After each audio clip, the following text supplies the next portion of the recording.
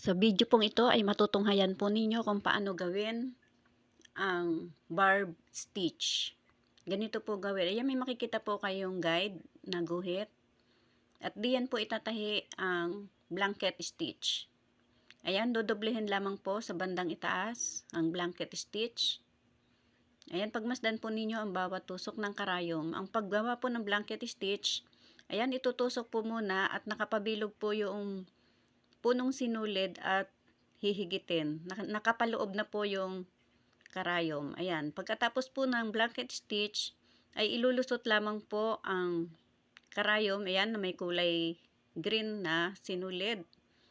Yan, ilulusot lamang po diyan sa bawat tahi ng dalawang blanket stitch. Sana po'y nagustuhan ninyo ang video ito.